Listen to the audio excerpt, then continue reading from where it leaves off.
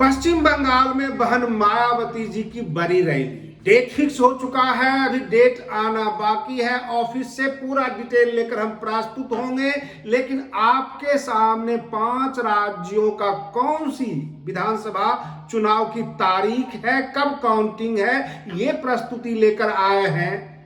और पश्चिम बंगाल में बहन मायावती जी क्या करने वाली है। जो विरोधी हैं वो सख्ते में आ गए हैं। ममता दीदी या तो कंप्रोमाइज करें या सत्ता से बाहर होने के लिए तैयार हो जाए।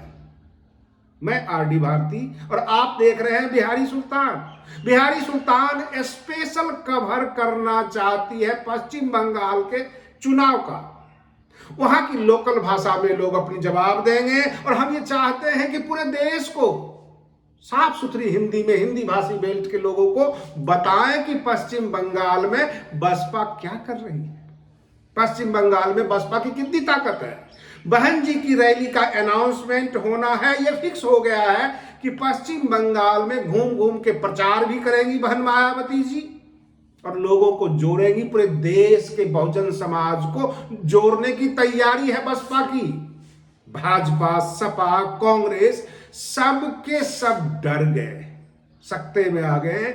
ये जाग चुकी है। अगर ये मैदान में आ गई तो 2027 का उत्तर प्रदेश विधानसभा चुनाव तो फतह कर ही देगी। ये पश्चिम बंगाल से शुरुआत कर रही है और पश्चिम बंगाल में नुकसान ममता दीदी को भी होगा, भाजपा को भी होगा, कांग्रेस को भी होगा और बसपा मजबूत होगी। सबसे पहले मैं आपको बता दूं कि वो तारीख जिस पर चुनाव होना है, असम में जो इलेक्शन कमीशन ने फिक्स किया है डेट ऑफ पोलिंग, वो 9 अप्रैल है।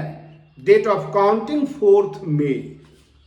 तमिलनाडु में डेट ऑफ पोलिंग जिस दिन चुनाव होगा 23 अप्रैल। डेट ऑफ काउंटिंग है 4 मई।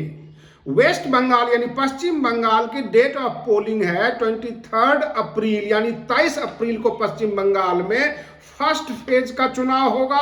29 अप्रैल यानी 29 अप्रैल को सेकेंड फेज का चुनाव होगा। 2 फेज में पश्चिम बंगाल का चुनाव होना है और डेट ऑफ काउंटिंग जो है, चुनाव की गणना की तारीख, वो 4 मई है। केरल में डेट ऑफ पोलिंग 9 अप्रैल है और डेट ऑफ काउंटिंग यानी जो मतगणना होगी वो 4 मई को होगी। और पुदुचेरी में डेट ऑफ पोलिंग 9 अप्रैल है और डेट ऑफ काउंटिंग जो है वो 4 मई है, यानी 4 मई को। कहने का तात्पर्य यह है कि इलेक्शन कमीशन ने अपना सारा प्रोग्राम रख दिया है। अब राजनीतिक दल अपने समर्थक, अपने मतदाताओं को अपनी बात पहुंचाएं, सत्ता में लाने की अपील करें। बहन मायावती जी के बारे में जो परसेप्शन विरोधी राजनीतिक दलों में था, वो धीरे धीरे खत्म होता जा रहा है। जो भी उनके दिमाग में छाया बना हुआ था वो सब के सब खत्म हो रहा है। लोग ये समझते थे पश्चिम बंगाल, अक्सर उत्तर प्रदेश के जो निवासी हैं, राजस्थान के, मध्य प्रदेश के, हमारे बिहारी सुल्तान चैनल से जुड़े हुए जितने भी लोग हैं, हिंदी खबरें सुनते हैं, हिंदी बेल्ट की खबरें सुनते हैं, उत्तर प्रदेश की खबरें सुनते हैं। इस बार हम चाहते हैं कि पश्चिम बंगाल का चुनाव कवर करें, लेकिन इस चैनल के पास आर्थिक अभाव है, हमारे पास पैसा नहीं है। मैंने अपना व्यक्तिगत गूगल पे का QR कोड दे दिया है। अगर आप चाहते हैं कि हम पश्चिम बंगाल में जाकर कवर करें, इन तमाम दलों को नंगा कर दे, बता दे कि किसके पास कितना है दम, तो आप हमें आर्थिक सहयोग दीजिए। गूगल पे के हिसाब से कर दीजिए, हमने QR कोड दे दिया है। और हम घूम घूम कर उन तमाम डिप्रेस क्लास जो बंगाली में बोलते हैं, जो अपनी दुख दर्द बताते हैं, वो सब कुछ हम सामने लाना चाहते हैं। नदिया जिला पश्चिम बंगाल का जो नमो सुद्रो बेल्ट है, नमो सुद्रो की आवाज हर चुनाव में दबा दी जाती है। 85 साल से वो संघर्षरत है, कोई आवाज नहीं उठाता। उस आवाज को हम दिल्ली तक लाना चाहते हैं, आम लोगों के बीच लाना चाहते हैं। रही बात यह कि बहुत सारे लोग शायद गूगल पे के QR कोड को ना उठा सके, तो मैंने अपना व्यक्तिगत नंबर भी दे दिया है, फोन नंबर प्लीज उस पर फोन मत कीजिएगा, कारण कि हम रिपोर्टिंग में होते हैं, हम आपका फोन रिसीव नहीं कर पाएंगे। हम फोन कई बार बंद करके साइड में और माइक कैमरा लेके घूमते रहते हैं। तो सवाल ये उठता है कि पश्चिम बंगाल का हम कवर करना चाहते हैं। मेरी बड़ी इच्छा है कि लोगों के बीच आए, लोगों के बीच जाएं। अब पश्चिम बंगाल के जो बसपा के समर्थक होंगे, जो बंगाली लोग होंगे, क्या वो हमें बुलाना चाहते हैं? बिहारी सुल्तान आपके बीच आना चाहता है पश्चिम बंगाल में। हम ये देखना चाहते हैं कि जो पूरे देश में धांधली होती है, क्या पश्चिम बंगाल में भी होती है? क्या वहां भी बसपा को दबाया जाता है? क्योंकि बहुत सारे संपर्क सूत्र, बहुत सारे नमो शूद्रो कम्युनिटी के लोग मेरे टच में हैं, अपनी व्यथा बताते हैं, अपनी तकलीफें बताते हैं, और हम उन्हें केवल सहानुभूति के 2 शब्द बोल देते हैं। इससे ज्यादा हम कुछ कर नहीं पाते। हम पश्चिम बंगाल के चुनाव में आना चाहते हैं सार्वजनिक तौर पे, और केवल सार्वजनिक जगह पे ही पहुंचे हैं, किसी व्यक्तिगत व्यक्ति के घर पर नहीं पहुंच सकते। क्योंकि हमारा काम है समाज के लिए, समाज के साथ लेकर चलना और समाज के बारे में असलियत बताना। वो बारी आ गई है, वो घड़ी आ गई है। पश्चिम बंगाल का चुनाव है, और बंगाल के चुनाव में क्या क्या होता है पूरा देश भी तो देखे। उत्तर प्रदेश की खबरें चलती रहती है। उत्तर प्रदेश ही पूरा भारत देश नहीं है, पश्चिम बंगाल को लेकर चलना है। हमें ये देखना है कि ममता दीदी कैसे भाजपा को रोके हुए हैं। जो देश की एजेंसियां हैं, चाहे वो सीबीआई, ईडी, किसी को कुछ चलने नहीं देती। भाजपा के वहां एक भी नहीं चल पाती। बहुजन समाज पार्टी के कुछ सदस्यों का आरोप है कि हमें तो सीपीएम ने भी दबाया और हमें भाजपा ने भी दबाया। कल की घटना मैं बता रहा हूं।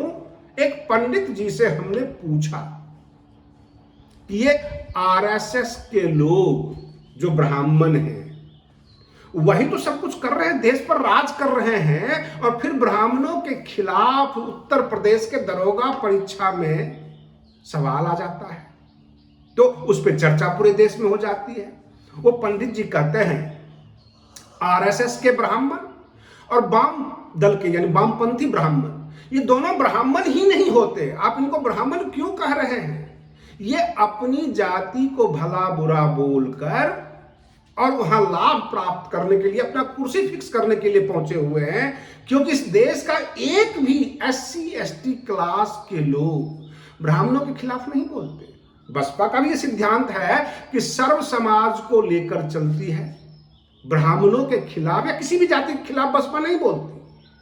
अब रही बात यह कि कल से जो राजनीति शुरू हुई है उत्तर प्रदेश की दरोगा परीक्षा का, जिसमें कहा गया कि अवसरवादी का मतलब क्या। 4 ऑप्शन दे दिए गए, मौकापरस्त, बाकी भी, और एक ऑप्शन था पंडित, जिस पर उत्तर प्रदेश के 3 ब्राह्मण विधायकों ने योगी आदित्यनाथ जी से सवाल किया कि आखिर सिस्टम में वो कौन से लोग बैठे हुए हैं। कभी यूजीसी ले आते हैं, कभी फिल्म बन जाती है घुसखोर पंडित, कभी पंडितों के ऊपर कटाक्ष होता है। आखिर आप चाहते क्या हो? कौन सा नैरेटिव सेट करना चाहते हो? अगर ब्राह्मण समाज हंगामा करे, तकलीफ करे, अथवा कमजोर है, मुट्ठी भर है, तो कुछ नहीं बोले, लेकिन आपको अपना दुश्मन तो मान ही लेगा, चाहे वो सत्ता में बैठे हुए लोग हों अथवा बहुत बड़ी समाज की संख्या हो, दुश्मन तो मान ही लेगा। वो सोचेगा कि ये हमारे ऊपर गाली गलौज करते हैं, हमारे खिलाफ सोचते हैं, हमारे खिलाफ बोलते हैं। और इसी बात से तकलीफ बहन मायावती जी को रहती है। बहुजन समाज पार्टी के जितने भी कार्यकर्ता हैं, उनको इस बात की तकलीफ होती है कि एक समाज से न कोई मुख्यमंत्री बनता है, न कोई प्रधानमंत्री बनता है। हम सबको लेकर चलेंगे, हमारा जितना हक है हमें मिले, आपका जितना हक है आप ले जाओ। यही नैरेटिव, यही सिद्धांत रहा है बसपा का। और रही बात ये, इन्हीं सिद्धांतों पे पश्चिम बंगाल में भी जो है बसपा चल रही है। लेकिन मैं आपको बता दूं, मैंने ये महसूस किया है, देखा है कि पश्चिम बंगाल के कुछ समुदाय ऐसे हैं जो हाशिए पर हैं।